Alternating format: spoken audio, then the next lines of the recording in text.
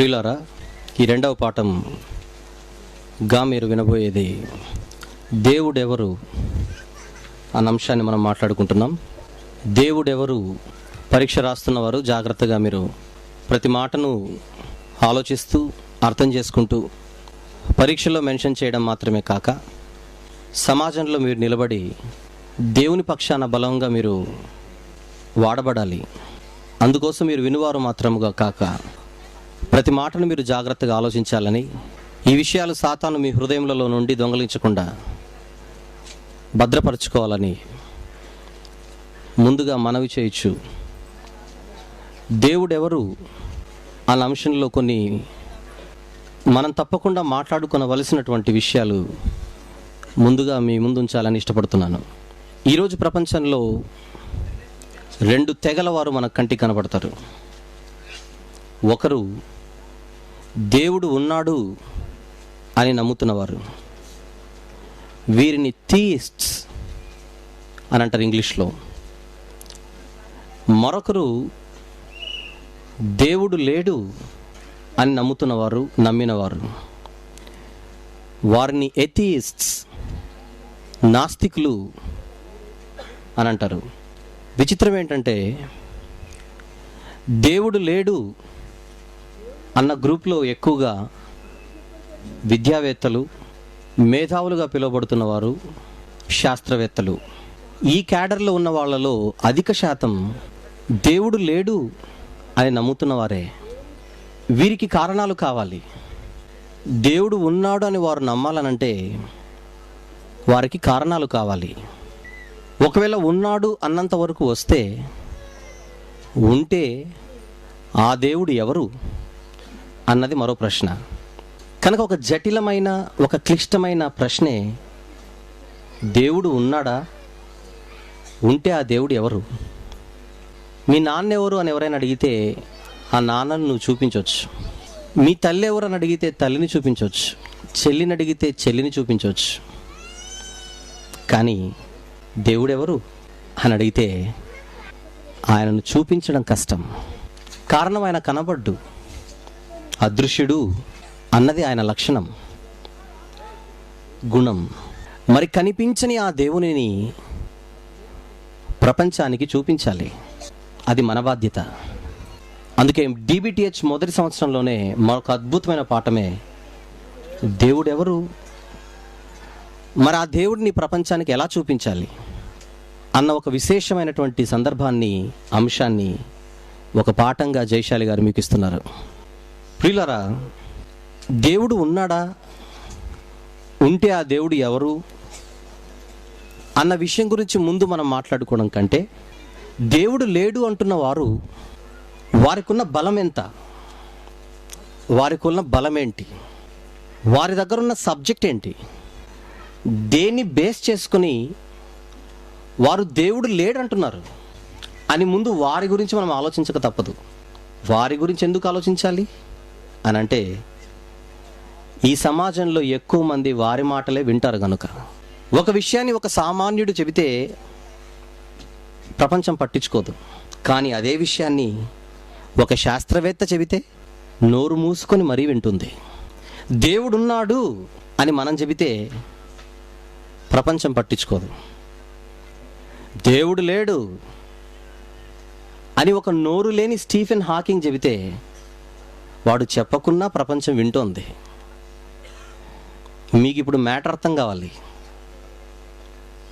దేవుడు ఉన్నాడని వేలాది మందిలో నిలబడి మీరు చెప్పినా సమాజం వినే పరిస్థితిలో లేదు. Especially media. ఏదో వాళ్ళు వస్తున్నారు, క్రైస్తవులట, వాళ్ళు నమ్ముకున్న మతం గురించి వాళ్ళదే చెప్పుకుంటారు. వాళ్ళ చేతిలో ఒక మత పుస్తకం ఉంది.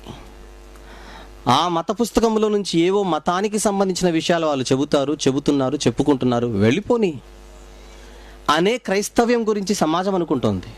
కానీ ఒక నోరు లేనివాడు శాస్త్రవేత్త అయినందుకు వాడు దేవుడు లేడు అని చెబితే, వాడు చెప్పకున్న విషయాన్ని అది కలెక్ట్ చేసి ప్రింట్ మీడియా ద్వారా, ఎలక్ట్రానిక్ మీడియా ద్వారా ఈరోజు ప్రపంచానికి ఆ న్యూస్ని అగమేఘాల మీద అందిస్తోంది. అతని మాట ఎందుకు మీడియా పట్టించుకుంటుంది? మళ్ళీ మళ్ళీ మళ్ళీ ఎస్పెషల్లీ మీడియా గురించి మాట్లాడాలి. ఒక ఇన్ఫర్మేషన్ ప్రజలకు దగ్గర అవ్వాలంటే, ఒక ఇన్ఫర్మేషన్ ప్రజలకు అతి తక్కువ కాలంలో చేరాలనంటే సమాజంలో మీడియాదే ప్రధానమైన పాత్ర. అంత బాధ్యత గల పాత్రను పోషిస్తున్న ఈ మీడియా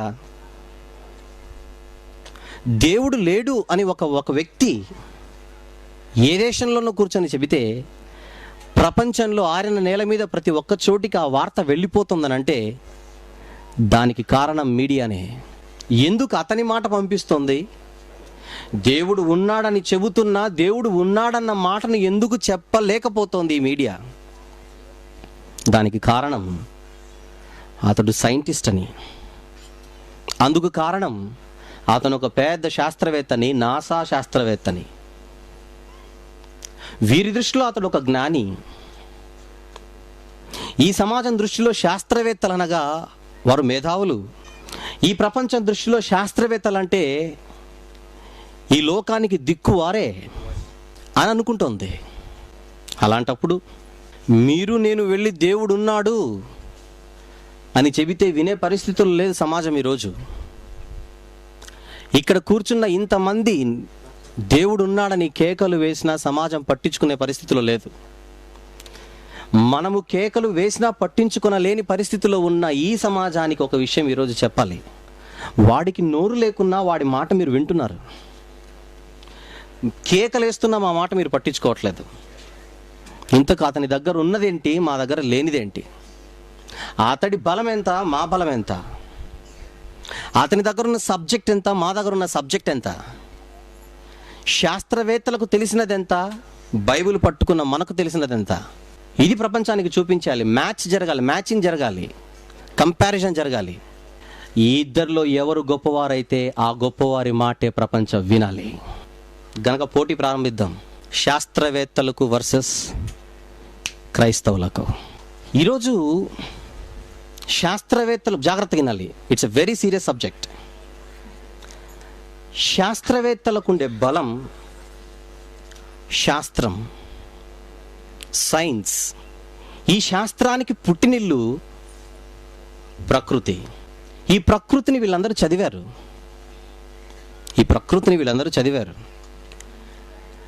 ఈ ప్రకృతిని చదివి అందులో నుంచి కొన్ని శాస్త్రాలను పుట్టించారు. ముందుగా భూమి మీద ఉన్నారు గనుక, భూమి ఉపరితలం పైన ఉన్నారు గనుక భూ ఉపరితల శాస్త్రాన్ని పుట్టించారు. దాన్ని చదివి ఆ చదువుకి, ఆ విద్యకు, ఆ జ్ఞానానికి ఒక పేరు పెట్టారు. అదే భూగోళ శాస్త్రం, జియోగ్రఫీ అని అన్నారు దాన్ని. కొద్ది రోజుల తర్వాత భూమి లోపలికి వీరి కళ్ళు వెళ్ళిపోయాయి, భూగర్భంలోనికి. దాన్ని స్టడీ చేయడం ప్రారంభించారు. ఆ విద్యకు భూగర్భ శాస్త్రం అని పేరు పెట్టారు, జియాలజీ. తర్వాత భూమి మీద ఉన్న వస్తువులు, ఆబ్జెక్ట్స్, వాటి మీద వీరికి కళ్ళు పడ్డాయి. చెట్లను చూశారు, వృక్ష శాస్త్రం లేదా మొక్కల శాస్త్రం, బాటనీ అన్న శాస్త్రాన్ని పుట్టించారు. ఇవన్నీ వారు పెట్టుకున్న పేర్లు మాత్రమే. పేర్లు మా బాటనీ అనకండి, పేరు అది అంతే. జంతువులను చదివారు, ఒక కుక్కను చదివారు, ఒక నక్కను చదివారు, జంతు శాస్త్రం పుట్టింది. జువాలజీ. ఎగిరే పక్షులను చదివారు, పుట్టించారు ఆర్నిథాలజీ, పక్షి శాస్త్రం. పండ్లను చదివారు, కార్పాలజీని పుట్టించారు, ఫిజియాలజీ. మనుషులను చదివి ఇలా ఎన్నో శాస్త్రాలను పుట్టించారు. మనిషి గుండెను చదివారు, కార్డియాలజీ అని పుట్టించారు. నరాలను చదివారు, న్యూరాలజీ అని పుట్టించారు. ఇలా కంటికి కనబడే వస్తువులను, కంటికి కనబడుతున్న అందుకే ఇంత హైలైట్ చేస్తున్నాను, కంటికి కనబడుతున్న వాటిని చదివారు. కనబడుతున్నాయి గనుక చదివారు. వారు అర్థం చేసుకున్న దానికి పేర్లు పెట్టారు. కొద్ది రోజులకి వీరి కళ్ళు ఆకాశానికి వెళ్ళాయి, ఆకాశం వైపు చూశాయి.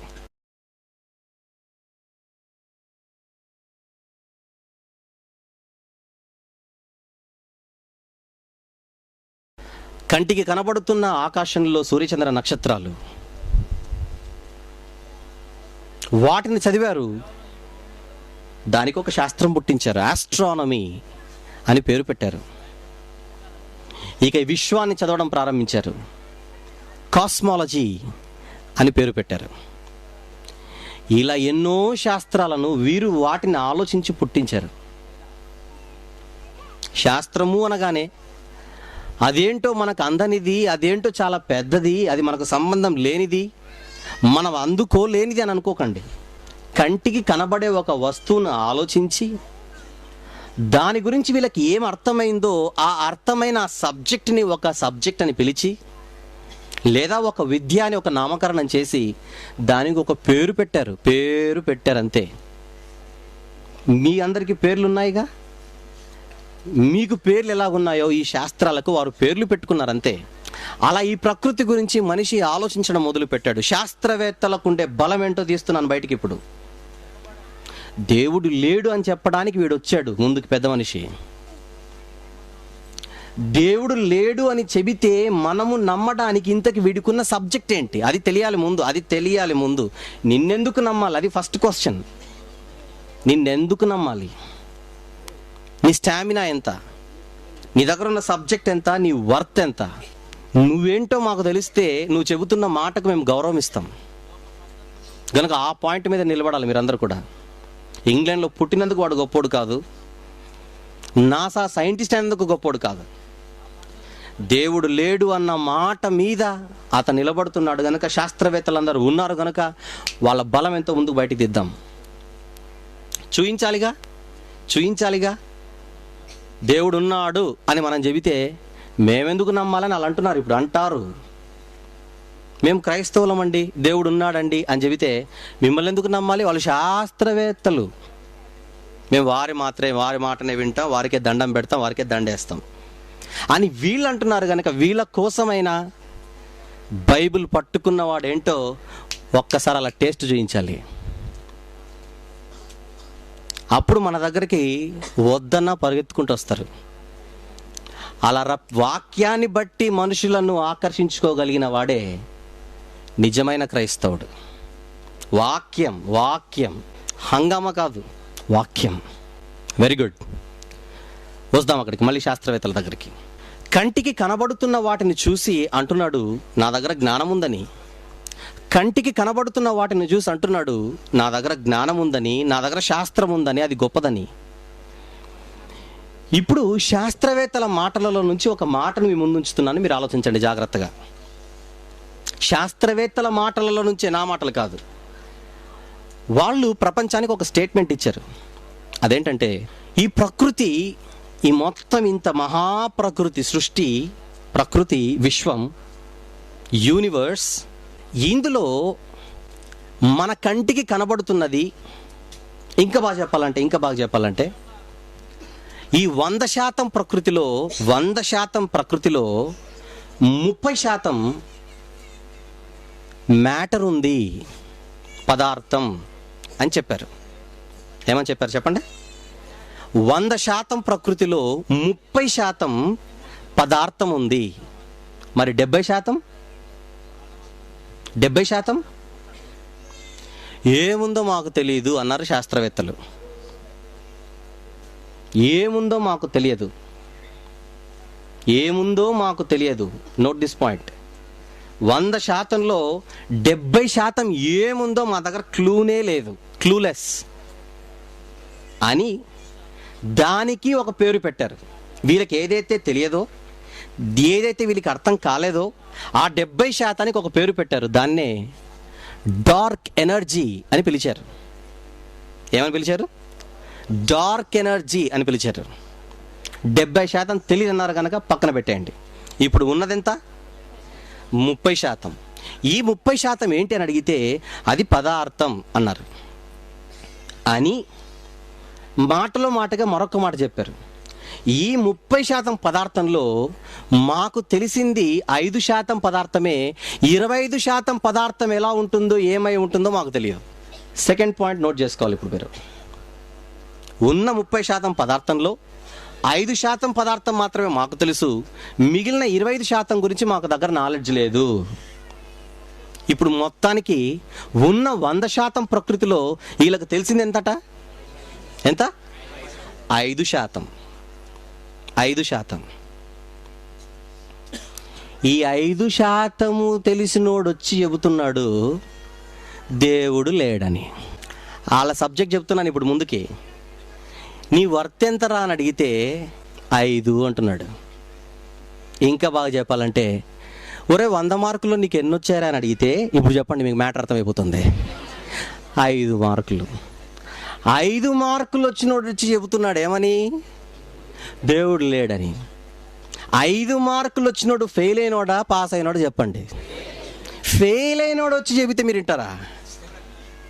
కనుక ఆడు గొప్పోడు కాదు, పోయింది. ఎంత ఈజీగా వెళ్ళిపోయిందో చూడండి మ్యాటర్. చాలా అట్లా ఈజీగా వెళ్ళిపోయింది. Right, very good. ఉన్న 30%లో 5% మాత్రమే మాకు తెలుసు అంటున్నారంటే అసలు ఈ ప్రకృతి గురించి వీళ్ళకి ఏం నాలెడ్జ్ లేదన్నమాట. ఉన్న 100%లో వీళ్ళ దగ్గర సబ్జెక్ట్ లేదు, వాళ్ళు ఒప్పుకున్న మాట. మాకు తెలిసింది 5. ఎవరంటున్నారు ఈ మాట?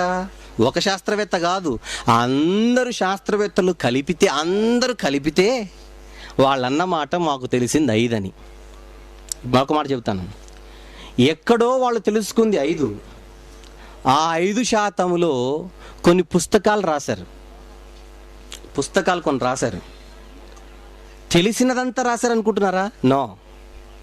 వాళ్ళకు తెలిసిన దాంట్లో కొంచెం పుస్తకాలలో రాశారు.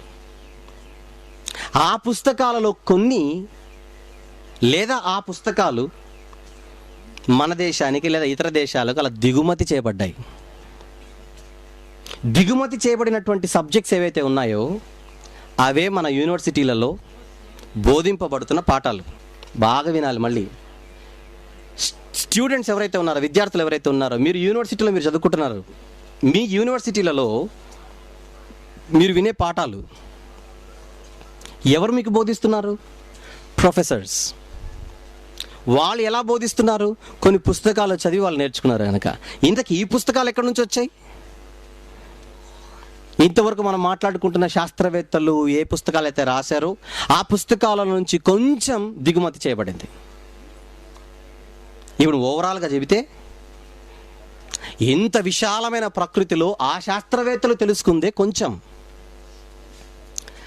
తెలుసుకున్న ఆ కొంచెంలో నుంచి వాళ్ళు రాసింది మరికొంచెం. ఆ రాసిన ఆ కొంచెం సబ్జెక్ట్లో నుంచి మన దేశానికి దిగుమతి చేయబడింది ఇంకా కొంచెం. ఆ కొంచెం ఏదైతే సబ్జెక్ట్ ఉందో ఆ సబ్జెక్ట్లో నుంచి ప్రొఫెసర్స్ నేర్చుకుంది కొంచెం. వాళ్ళు నేర్చుకున్న దాంట్లో మీకు చెప్పింది ఇంకా కొంచెం. వాళ్ళు చెప్పిన దాంట్లో మీరు వినింది కొంచెం, అర్థం చేసుకుంది మరీ కొంచెం, అందులో మీరు పరీక్షలో పెట్టింది ఇంకా కొంచెం. అందుకు మీరు పరీక్షలు రాశారు, మార్కులు తెచ్చుకున్నారు, ఒక సర్టిఫికేట్ తెచ్చుకొని బయటకు వచ్చి BA, MA, MSc, BSc, MTech, BTech అని బిల్డప్ ఇస్తారు. వాళ్ళే సన్నోళ్ళు అని చెబుతున్నాను నేను అప్పటి నుంచి. మీకు అర్థమవుతుందా? దేని ముందు వాళ్ళు చిన్నోళ్ళు చెబుతాను తర్వాత. అంటే మన ముందు వాళ్ళే బిల్డప్ ఇవ్వకూడదు. For your kind information. రేపు పొద్దున ఎవరైనా వచ్చి మా దగ్గర ఇది ఉందని చెబితే మీరే వాళ్ళే నిలబడకూడదు, బిల్డప్ ఇవ్వకూడదు. బైబిల్ దగ్గర బైబిల్ ఎంత గొప్పదో చూపిస్తాం ఇక మీకు ఈ సబ్జెక్ట్లో. వాళ్ళే నిలబడకూడదు. వాళ్ళు రాసిన దానిలో నుంచి ముక్కలు నీకొక ముక్క వస్తే ఆ ముక్కలు ఎరుకున్న వాళ్ళు వచ్చి బిల్డప్ అసలు ఇవ్వకూడదు. Very good. ఇక శాస్త్రవేత్తలు ఏంటో, వాళ్ళకు తెలిసిందెంతో వాళ్ళ మాటల నుంచి మీకు చెప్పాను కనుక ఇక బైబిల్ ఎంత గొప్పదో చూపించాలిగా.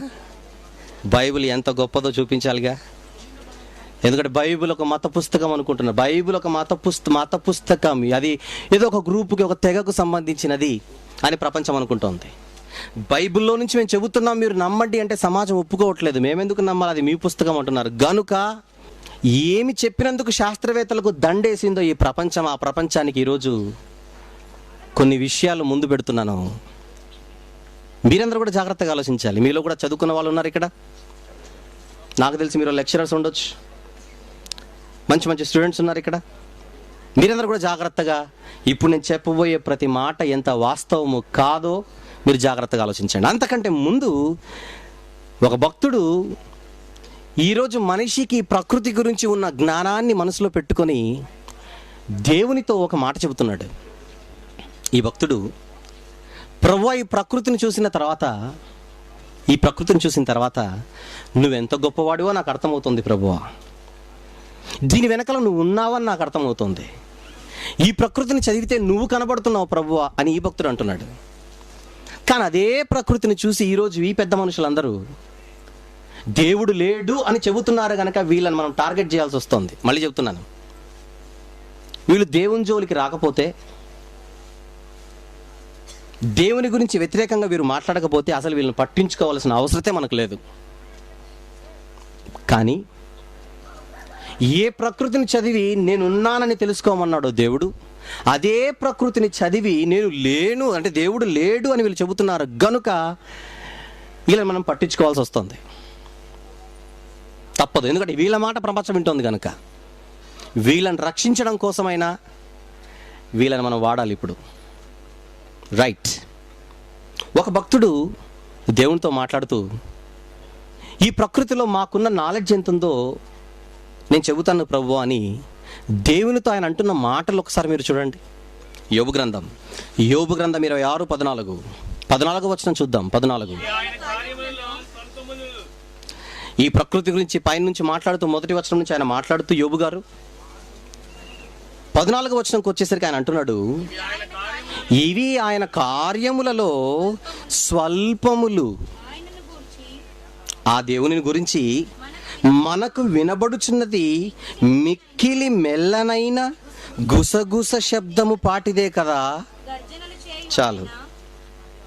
ఇవి ఆయన కార్యములలో స్వల్పములు. ఈ ప్రకృతిని ఆయన కలిగించాడే, ప్రకృతి గురించి పైనుంచి మాట్లాడుతున్నది ఆయన. ఈ ప్రకృతిని ఆయన కలిగించడం అన్నదే ఆయనకు చాలా చిన్న పని, స్వల్పం. కానీ ఆ స్వల్పములో మాకు తెలిసింది ఏంటంటే మిక్కిలి మెల్లనైన గుసగుస శబ్దము పాటిది. గుసగుస శబ్దం పాటిది అంటే యోబు గారి మాటల్లోని భావం, అర్థం ఒకటే. ప్రభువా నువ్వు చేసిన కార్యాలలో మేము తెలుసుకుంది చాలా కొంచెం, మీ గురించి మేము తెలుసుకోవలసింది చాలా ఉంది. అంటే తెలుసుకున్న దాంట్లో నుంచి అతిశయించక మాకు తెలిసింది కొంచెమే, నీ గురించి ఇంకా ఎంతో తెలుసుకోవాలంటున్నాడంటే ఈయనకేయాలి దండం, ఈయనకేయాలి దండ, పెట్టాలి దండం. ఎందుకు? తెలుసుకున్నవాడు కాలర్ ఎగరేయట్లేదు. మీకు అర్థమవుతుందో లేదో పాయింట్. ఈయనకు కూడా ప్రకృతి గురించి తెలుసు. యోబు గారు, he was a very good scientist. శాస్త్రం మాట్లాడాడు యోబు గారు తన గ్రంథంలో, సైన్స్ మాట్లాడాడు. అతను కూడా ఒక సైంటిస్టే. కానీ తెలుసుకున్న దాంట్లో నుంచి బిల్డప్ ఇవ్వలేదు ఇతను. ప్రవ్వా నాకు ఏదైతే తెలిసిందో అది చాలా కొంచెం ప్రవ్వా, దీని వెనకాల నువ్వు ఉన్నావు, నీ గురించి తెలియాలంటే నేను ఇంకా కష్టపడాలి. అది ఎంత బాగుంది మాట. మరి వీరేమంటున్నారు? కొంచెం తెలుసుకొని అంతా తెలిసినంత బిల్డప్ ఇస్తున్నారు. ఇవ్వడం ఒక ఎత్తు, ఆయన లేడనడం మరొక ఎత్తు. గనుక ఆలోచిద్దాం. అసలు బైబిల్ ఎంత గొప్పదో తెలియాలి. అది మత పుస్తకం అనుకుంటోంది కనుక బైబిల్ ఎలాంటి సబ్జెక్ట్ మాట్లాడిందో, ఈ శాస్త్రాల కంటే దేవుని మాట బైబిల్ అది ఎంతకు ముందుగా ఈ శాస్త్రాలకు ముందు నిలబడుతుందో మనం ఆలోచిద్దాం. ఒక మాట చెబుతాను ముందుగా. ఈ మధ్య కాలంలో సుమారు ఒక 25 సంవత్సరాల కిందట అనుకుందాం, శాస్త్రవేత్తలు పరిశోధనలు జరిపి ఈ ప్రకృతిని గురించి ఆలోచిస్తూ, ఈ ప్రకృతి ఎలా పుట్టిందనంటే ఏదో ఒక పెద్ద ప్రేలుడు జరిగింది, లేదా శబ్దం పుట్టింది. బ్యాంగ్ అన్నారు దానిని. శబ్దం, బ్యాంగ్, సౌండ్. అది పెద్ద శబ్దం కనుక దానిని బిగ్ బ్యాంగ్ అని పిలిచారు. ఈ బిగ్ బ్యాంగ్ అన్న ప్రేలుడు, పెద్ద శబ్దం జరగడం వలన ఈ ప్రకృతి పుట్టింది, శబ్దము వలన ప్రకృతి పుట్టింది అని 25 సంవత్సరాల కిందట చెప్పారు. 25 సంవత్సరాల కిందట శబ్దము వలన ప్రకృతి పుట్టింది. మరి ఏంటి ఆ శబ్దం అని అడిగితే అది మాకు తెలియదు. శబ్దం అయితే పుట్టింది, శబ్దము వలన ప్రకృతి పుట్టింది. మరి ఏంటి ఆ శబ్దం? అది మమ్మల్ని అడక్కు, మా దగ్గర లేదు ఆ సబ్జెక్ట్. రైట్. అంటే శబ్దం ఎక్కడి నుంచి వచ్చిందో శాస్త్రవేత్తలకు తెలియదు అన్నమాట. ఇప్పుడు బైబిల్ పట్టుకున్న వాడిగా ఆ శబ్దం ఎక్కడి నుంచి వచ్చిందో ఇప్పుడు నువ్వు వాళ్ళకి పాఠం చెప్పాలి. చూద్దామా? ఈ భూమి ఎలా వచ్చిందో, ఈ ఆకాశం ఎలా వచ్చిందో, ఈ వెలుగు ఎలా వచ్చిందో, ఈ సూర్యచంద్ర నక్షత్రాలు ఎలా కలిగాయో, ఆ శబ్దం ఏంటో, ఇది ఏ శబ్దం వలన వచ్చిందో శబ్దం చూపిద్దాం. ఇప్పుడు మరి శబ్దం చూపిద్దాం, శబ్దం ఎక్కడి నుంచి వచ్చిందో. నా మాటలు వినపడుతున్నాయి కదా అందరికీ? నా శబ్దం వినపడుతుందిగా అందరికీ? నా శబ్దం వినపడుతున్న వాళ్ళందరూ చేయొద్దండి. నా శబ్దం వినపడుతున్న వాళ్ళందరూ చేయొద్దండి. Very good. శబ్దం అంటే సౌండ్ అన్నమాట. Very good. సౌండ్ అంటే శబ్దం బ్రదర్ అనకండి. సౌండ్ అన్నా శబ్దం అన్నా ఏంటో చెప్పండి. ఇంతకీ ఈ శబ్దం ఏంటి? శబ్దం ఏంటి? మాట. రైట్, ఒప్పుకుంటారుగా? నా మాటే చెప్పండి శబ్దం. ఆ పాయింట్ మీద నిలబడండి. వచ్చేయండి బైబిల్లోనికి. ఆదికాండం 1వ అధ్యాయము వచ్చేయాలి. ఆదికాండము 1వ అధ్యాయము 3వ వచనం. దేవుడు ఎవరు? దేవుడు. Very good. ఏమన్నాడు ఆయన? వెలుగు కమ్మని పలుకగా వెలుగు కలిగేను. పలుకగా అంటే అర్థం ఏంటో చెప్పండి. మాట అంటే చెప్పండి. శబ్దం. దేవుడు వెలుగు కలుగును గాక. శబ్దం. ఆ శబ్దము వలన ఏం పుట్టింది? ప్రకృతిలో వెలుగు పుట్టింది. ప్రకృతి వెనకలుంది వెలుగు, అది వేరే సంగతి. తర్వాత కిందికి వద్దాం. 6వ వచనం. జలముల మధ్య ఒక విశాలము కలిగి ఆ జలములను ఈ జలములను వేరుపరచును గాక అని దేవుడు పలుకగా అలా జరిగెను. మాట, శబ్దం. 9వ వచనం. ఆకాశము క్రిందనున్న జలములు ఒక చోటనే కూర్చబడి ఆరిన నేల కనబడను గాక అని దేవుడు పలుకగా ఆ ప్రకారమాయెను.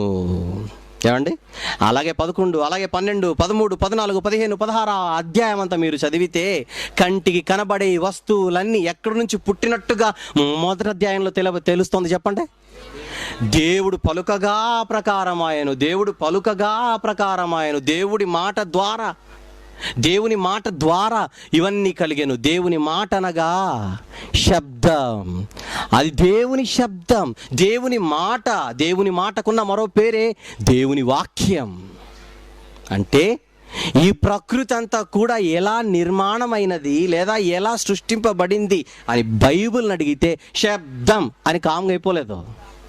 ఆ శబ్దం నువ్వు లేడనుకుంటున్న దేవుని మాటరా అని అంటోంది బైబిల్. హెబ్రీ పత్రిక 11వ అధ్యాయం. 3వ వచనం చూడండి. ప్రపంచములు దేవుని వాక్యము వలన, శబ్దం దేవుని వాక్యము వలన నిర్మాణమైనదని మీకు తెలియాలి. దేవుని మాట, దేవుని శబ్దం దృశ్యమైనవి. తర్వాత మాట. అందును బట్టి దృశ్యమైనవి కనబడేటు పదార్థములచే నిర్మింపబడలేదనియు విశ్వాసము చేత. అంటే కనబడుతున్నవి కనపడే పదార్థము చేత కాక కనిపించని శబ్దము వలన, కనిపించని మాట వలన కలిగిందని బైబిల్ చెబుతోంది. అంటే ఈ ప్రకృతి శబ్దము వలన పుట్టిందని శాస్త్రం ఆగింది. ఆ శబ్దం ఏంటో బైబిల్ చెప్పింది. మళ్ళీ చెబుతున్నాను. ఈ ప్రకృతి ఎక్కడ నుంచి పుట్టిందని అడిగితే శబ్దము నుంచి పుట్టిందని చెప్పి శాస్త్రం సైలెంట్ అయిపోయింది. కానీ బైబిల్ ఒక అడుగు ముందుకేసి ఆ శబ్దం అన్నది దేవుని నుంచి కలిగింది, అది దేవుని మాటని చెప్పిందని. అంటే సబ్జెక్ట్ శాస్త్రవేత్తలు ఎక్కువ ఇచ్చారా, బైబిల్ ఎక్కువ ఇచ్చిందా? చెప్పండి. ఇక బైబిల్ ఎలాంటిదో ఇంకొన్ని విషయాలు చూద్దాం. త్వరగా రాసుకోవాలి మీరందరూ కూడా. క్రీస్తు శకం 1648. బైబిల్ వర్సెస్ సైంటిస్ట్ చూద్దాం. క్రీస్తు శకం 1648లో ఐజాక్ న్యూటన్ అనే ఒక శాస్త్రవేత్త భూమి శూన్యంలో వేలాడుతుంది అని చెప్పాడండి. డేట్గా జాగ్రత్తగా, ఇయర్ జాగ్రత్తగా నేను అందుకే మెన్షన్ చేస్తున్నాను. క్రీస్తు శకం 1648లో భూమి శూన్యంలో వేలాడుతున్నదని ఎవరు చెప్పారు? సర్ ఐజాక్ న్యూటన్ అనే ఒక శాస్త్రవేత్త చెప్పాడు. ఇకపోతే ఈ ఇన్ఫర్మేషన్ బైబిల్ ఎప్పుడిచ్చిందో మీరు ఒక్కసారి బైబిల్ ఓపెన్ చేసి చూస్తే, యోబు గ్రంథం 26వ అధ్యాయము 7వ వచనంలో ఏముందో ఒక్కసారి చదవండి. యోబు గ్రంథం 26:7, శూన్య మండలము పైని ఉత్తర దిక్కుననున్న ఆకాశ విశాలమును ఆయన పరచెను, శూన్యము పైన భూమిని ఆయన వ్రేలాడదీశాననుంది. చూడండి, అక్కడ ఏముంది? అక్కడ శూన్యము పైన భూమిని దేవుడు వ్రేలాడదీశాను. ఎప్పుడు చెప్పాడు ఈ మాట? క్రీస్తు పూర్వము 1400 సంవత్సరాల కాలంలో. క్రీస్తు పూర్వము 1400 సంవత్సరాలు. ఇతను చెప్పింది ఎప్పుడు?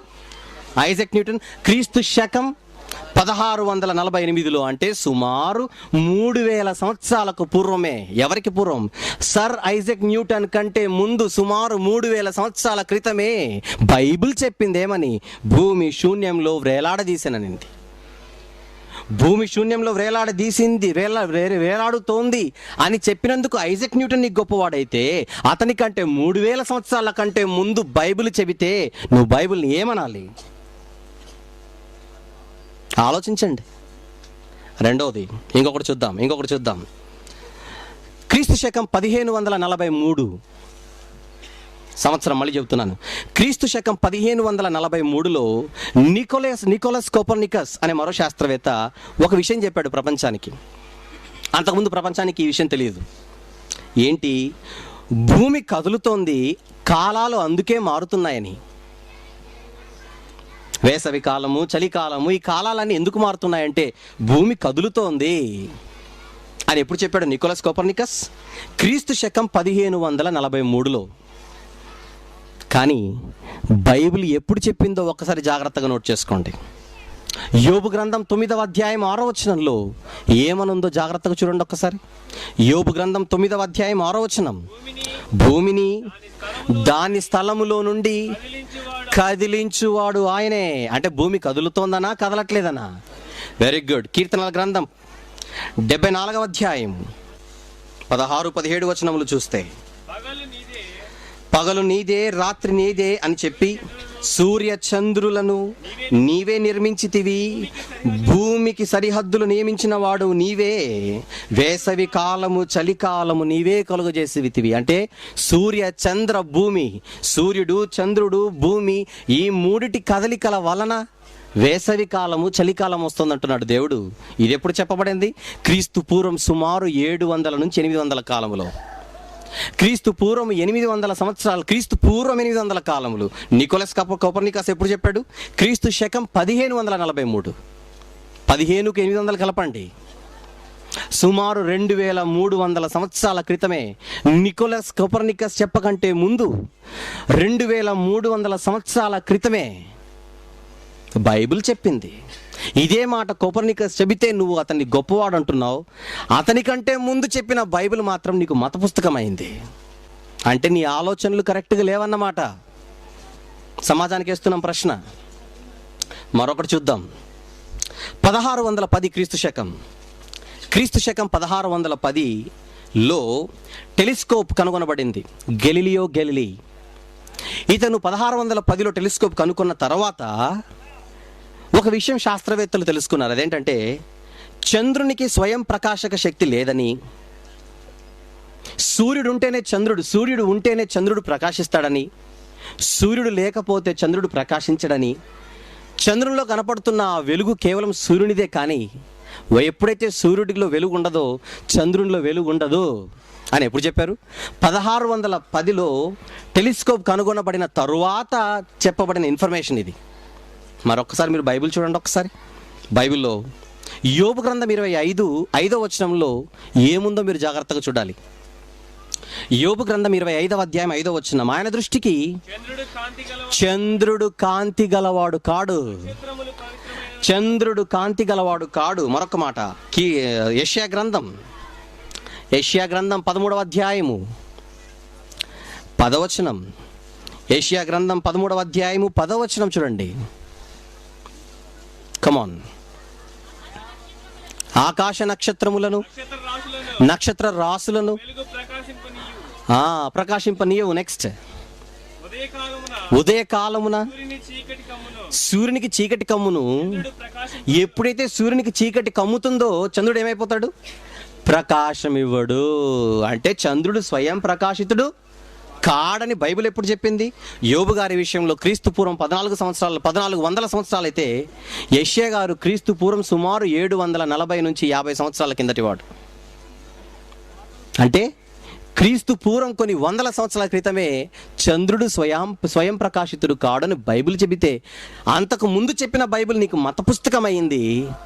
మొన్న ఆఫ్టర్ ఆల్ 400 సంవత్సరాల క్రితం శాస్త్రవేత్తలు చెబితే వీళ్ళు నీకు మేధావులయ్యారు.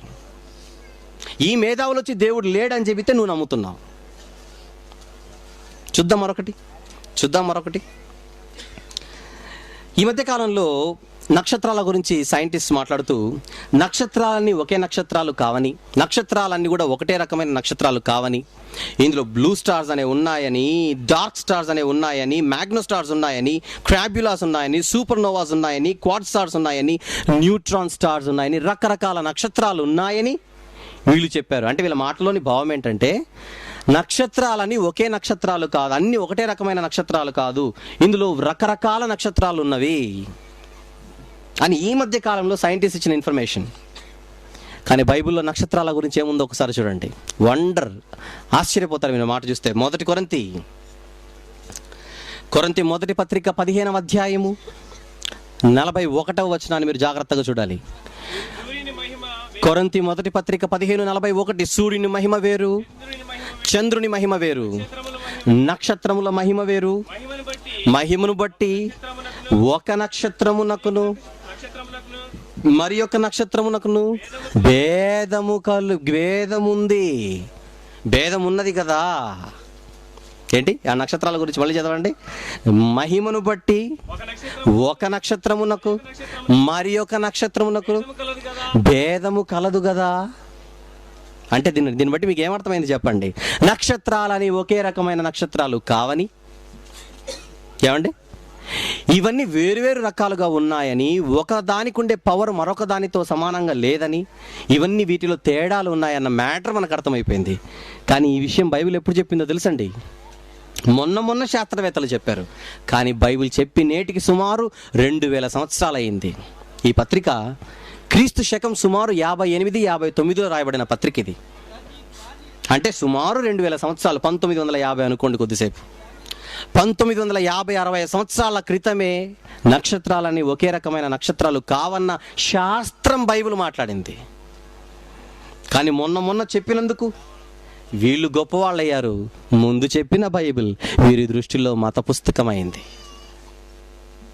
ఈ సబ్జెక్ట్ అంతా మనం మాట్లాడలేదు అనుకోండి, మన మాట ఎవరు నమ్మరండి. మేము గొప్పోళ్ళం అంటే నువ్వెందుకు గొప్పడు అంటే ఇవన్నీ చెబుతున్నారు కారణాలు. నువ్వు చెప్పకముందే బైబిల్ చెప్పిందయ్యా. నువ్వు ఏవైతే చెబుతున్నావో, ఎందుకైతే నిన్ను ప్రపంచం గొప్ప అనుకుంటుందో, ఇవన్నీ నువ్వు చెప్పకముందే బైబిల్ చెప్పింది. మరి నువ్వు గొప్పనా, బైబిల్ గొప్పనా? అదే మన వాదన. మరొక మాట చూద్దాం 1662 క్రీస్తు శకం. ఇది కూడా మొన్ననే క్రీస్తు శకం 1662లో రాబర్ట్ బాయిల్ అనేటువంటి ఒక శాస్త్రవేత్త ఒక మాట చెప్పాడు. ఏమైనా తెలుసండి? గాలికి ద్రవ్యరాశి లేదా గాలికి బరువు ఉంది అని చెప్పాడు. ఎప్పుడు?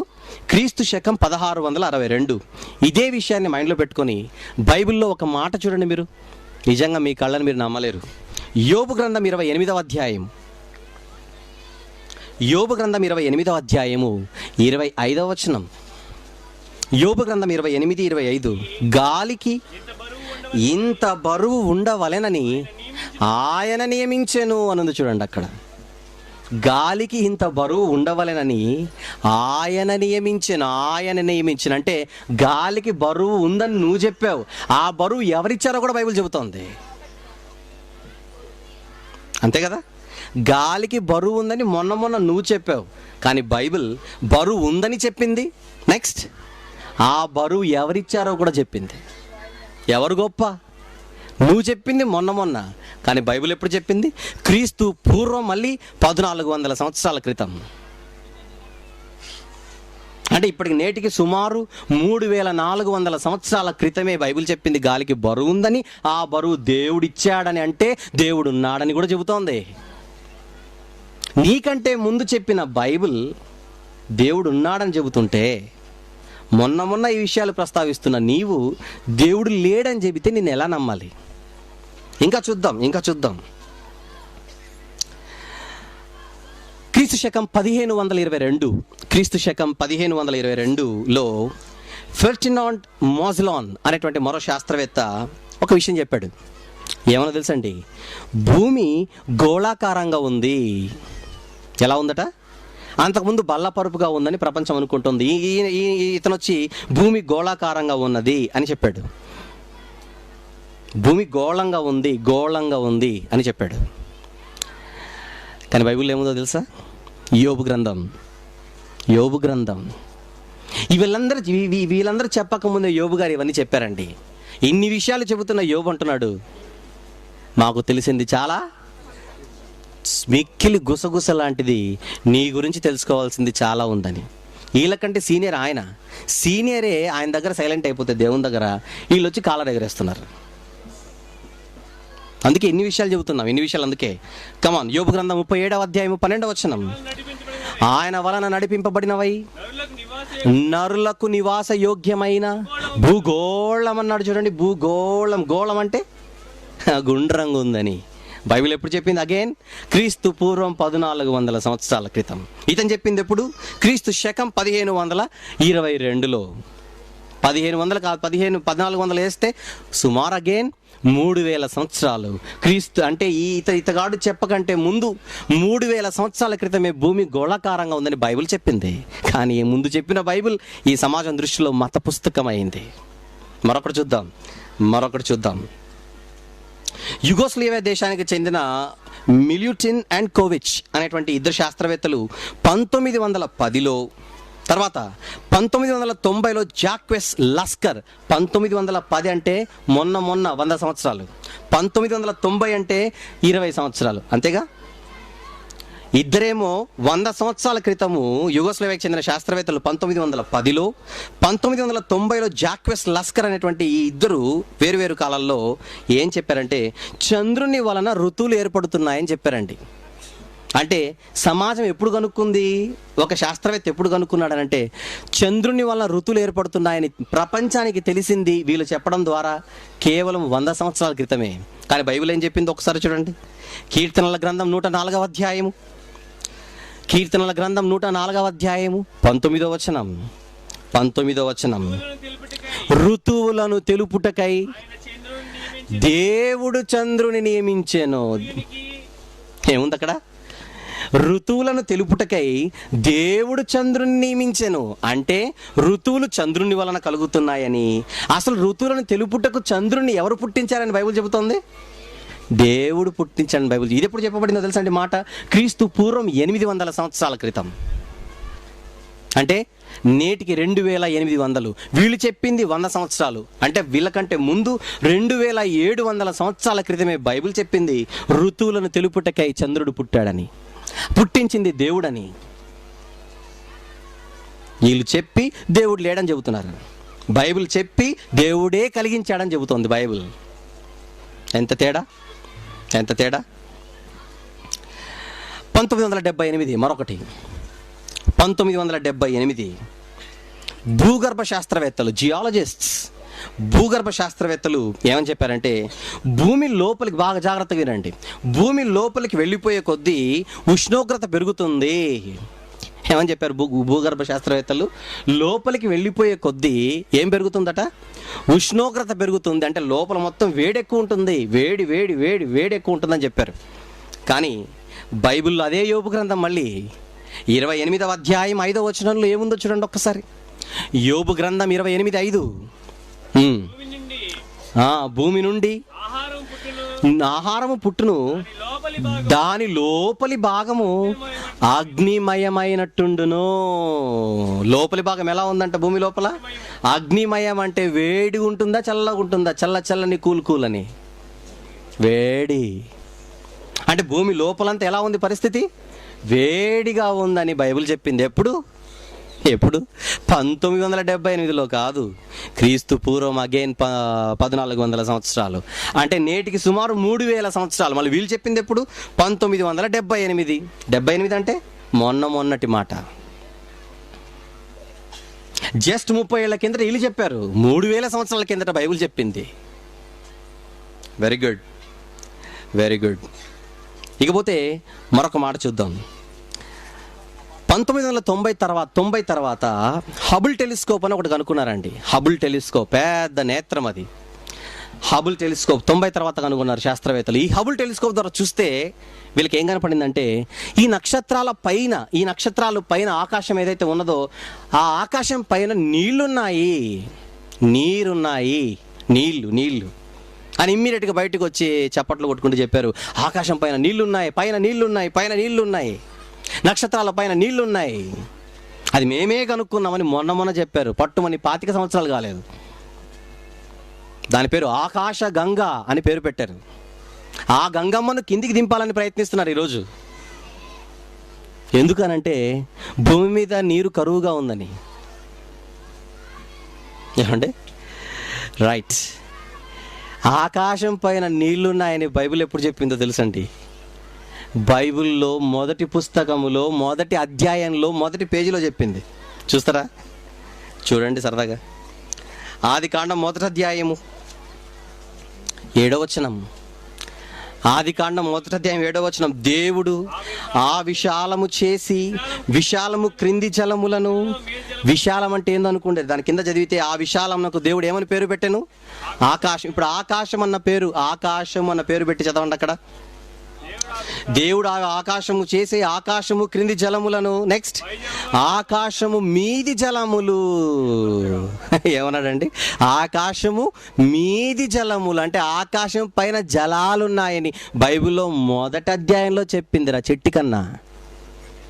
నువ్వు 25 సంవత్సరాల కిందట కూడా కాదు, మొన్న చెబుతున్నావు పైన నీళ్ళు ఉన్నాయని. మేము చాలా సీనియర్లు అందులో. మా దగ్గర ఫస్ట్ పేజీలో ఉంది అది. అంటే ఏపీపీఎల్ యాపిల్ అని. మరొక మాట చూద్దాం. ఆదికాండం 7వ అధ్యాయం. అంటే వీళ్ళకి పైన నీళ్ళు చూపించాలిగా. బైబిల్ మత పుస్తకం అంటున్నారు కదా. ఆదికాండం 7వ అధ్యాయం 11వ వచనం. ఆదికాండం 7:11. నోవాహు వయసు యొక్క 600 సంవత్సరము 2వ నెల 17వ దినమున మహాగాధ జలముల ఊటలన్నీయు ఆ దినమందే విడబడెను. నెక్స్ట్ ఆకాశపు తూములు విప్పబడెను. అప్పుడు ఏమైంది? 40 పగులు 40 రాత్రులు ప్రచండ వర్షము భూమి మీద కురిసిన. ఆకాశపు తూములు ఓపెన్ చేశాడట దేవుడు. Windows of haven. ఏమండి? ఫ్లడ్ గేట్స్ ఆఫ్ హెవెన్ అని అంటాడు. Flood gates of haven. Door open చేశాడట. అన్ని డోర్లు కాదు, చిన్నలా కొంచెం అట్లా ఓపెన్ చేసేసరికి ప్రచండమైన వర్షం పడిందంటే పైన నీళ్ళున్నాయనా లేవన్నా? నీళ్ళున్నాయని నీకు తెలిసింది, వాటిని బంధించి పెట్టాడని దేవుడు బైబిల్ చెబుతోంది. తెప్పించాలని ట్రై చేయకు. ఒకసారి వస్తే ఏం జరిగిందో ఒకసారి బైబిల్ చదువు. ఆకాశ గంగను తెప్పించాలని ప్రయత్నిస్తున్నాడు ఈరోజు మనిషి. ఇంకొకటి చూద్దామా? కీర్తనల గ్రంథం 148. ఏమండి? 148 కీర్తనలు 4వ వచనం. 148:7 చదవండి. పరమాకాశములారా, ఆకాశము పైనున్న జలములారా అన్నది చూడండి అక్కడ. ఆ పరమాకాశములారా, తర్వాత ఆకాశము పైనున్న జలములారా. క్రీస్తు పూర్వం 800. ఏమండి? అంటే నేటికి సుమారు 2800 కీర్తనలు అయితే ఆది కాండము రాయబడి సుమారు క్రీస్తుపురం 1500 అయితే నేటికి 3500 సంవత్సరాల క్రితమే బైబిల్ చెప్పిందేమని?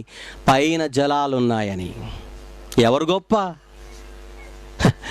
బైబిల్. ఇది మత పుస్తకం, ఇది మత పుస్తకం. ఇకపోతే ప్రియులారా, ఇకపోతే పెట్రోల్ తెలుసుగా. పెట్రోల్ లోపల రాతిలో నుంచి వస్తుంది, రాతిలో నుంచి ఉంటుందని ఈ మధ్య కాలంలో శాస్త్రవేత్తలు కనుగొని అక్కడ నుంచి పెట్రోల్ని, ఆయిల్ని ఉత్పత్తి చేయడం మొదలుపెట్టారు. కానీ లోపల బండలున్నాయని లేదా రాళ్ళున్నాయని, అందులో నూనె, ఆయిల్ ఉందని దేవుడు మనుషులకు ఎప్పుడు ఇన్ఫర్మేషన్ ఇచ్చాడు తెలుసండి? ద్వితీయోపదేశకాండం చూడండి. పెట్రోల్ గురించి ఉంది బైబిల్లో, పెట్రోల్ గురించి ఉంది చూడండి. ద్వితీయోపదేశకాండం 33:19. ద్వితీయోపదేశకాండము 33:19 చదవండి.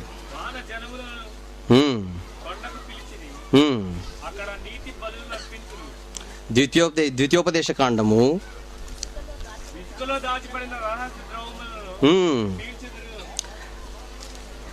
వచనం 19వ వచనం. ఇసుకలో దాచబడిన రహస్య ద్రవ్యములను పీల్చుదురు. ఇసుకలో దాచబడిన ద్రవ్యం. ఇంకొక మాట చూస్తారా? ద్వితీయోపదేశకాండం 32:13.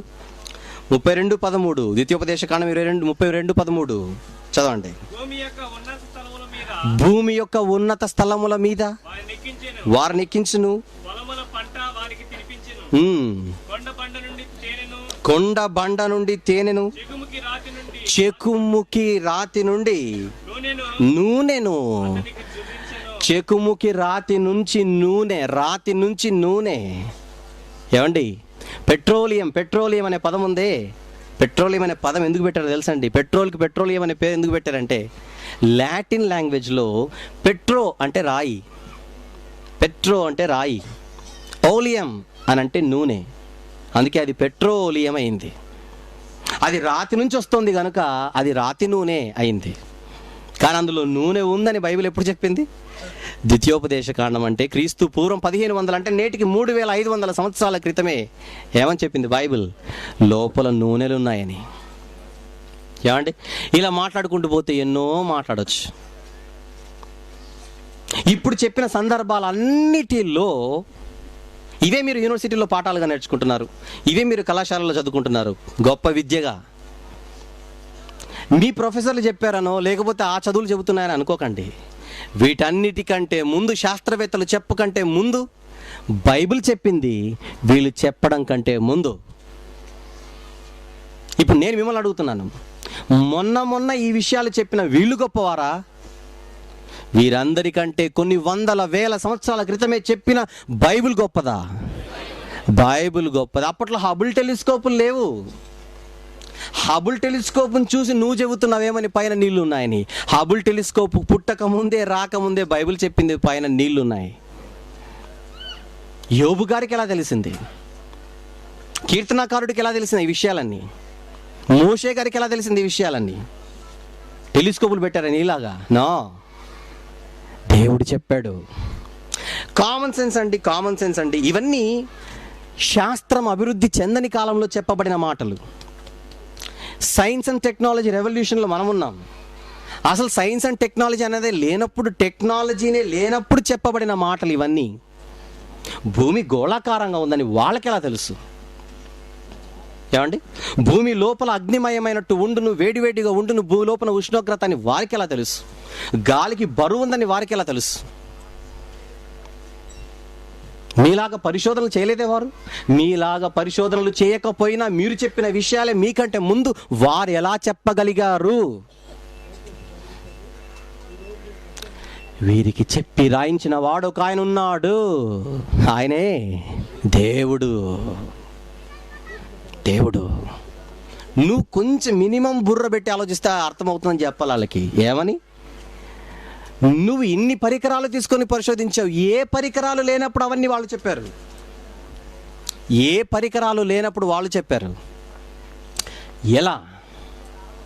ఎలా చెప్పారు? దేవుడు చెప్పించాడు. బైబిల్ చెప్పింది. వీరు చెప్పిన మాటలన్నిటినీ నిజమని నువ్వు ఒప్పుకున్నప్పుడు, వీళ్ళకంటే ముందు చెప్పినప్పుడు ఖచ్చితంగా ఈ బైబిల్ని సమాజం ఒప్పుకొని తీరవలసిందే. మరొక విషయం చెబుతున్నాను, మరొక విషయం. జైశాలి గారు Bible open city India international తరపున శాస్త్రవేత్తలకు ఒక ఛాలెంజ్ ఇస్తున్నాడు. అదేంటంటే, వీళ్ళు కొన్ని ప్రయత్నాలు చేస్తున్నారు. అందులో 2 ఖచ్చితంగా ఇప్పుడు చెప్పవలసినవి.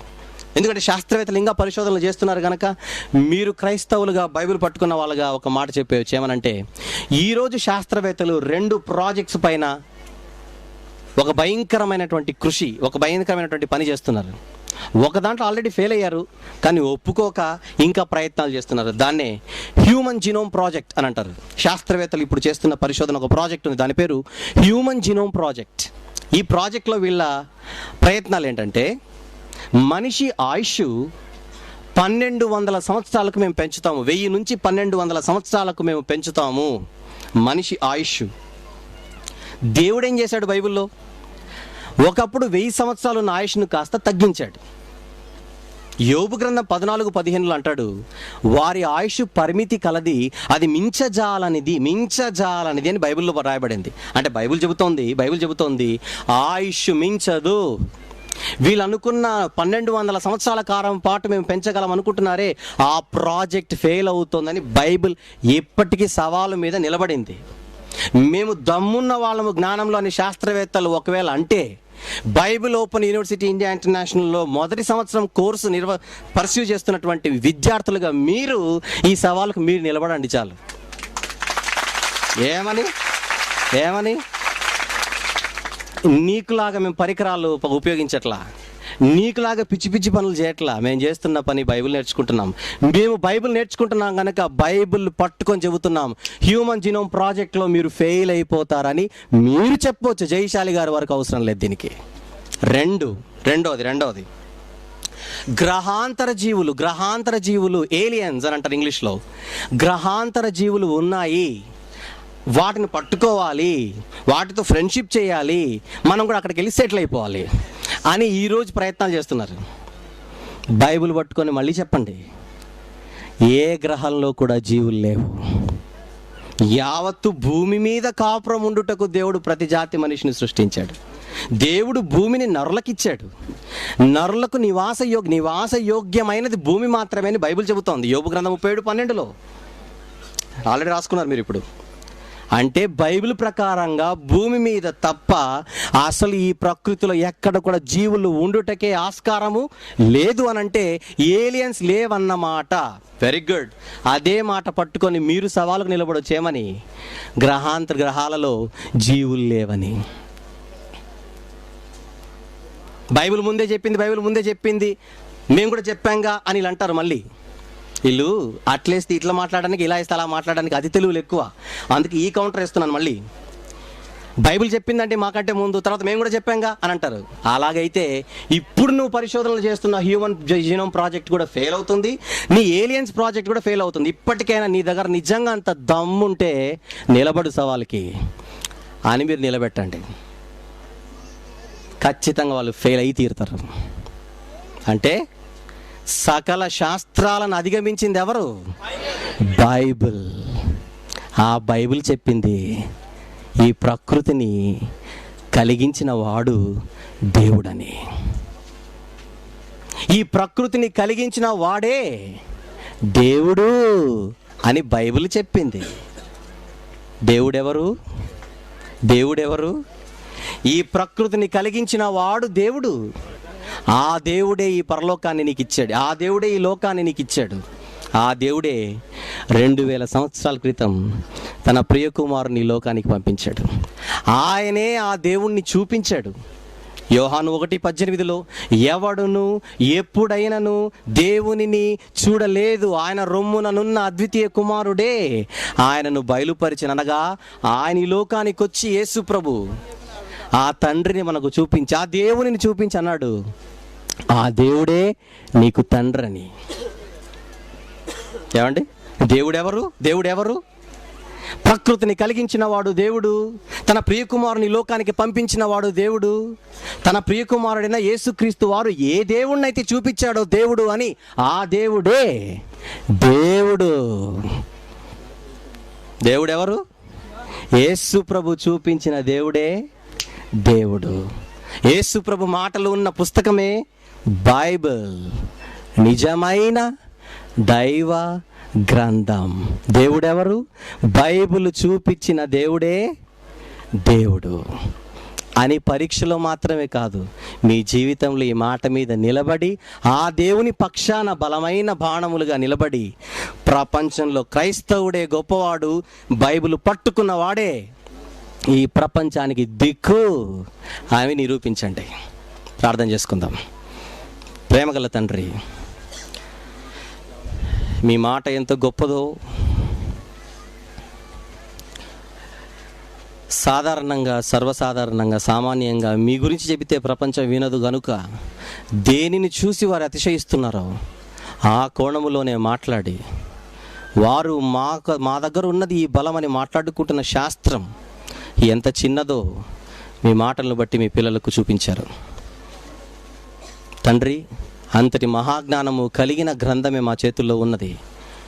ఈ గ్రంథంలో మీరు మీ గురించి రాయించుకున్నారు. ఈ గ్రంథం చూపించిన దేవుడే దేవుడు అని మీ పిల్లల ముందు ఉంచాను.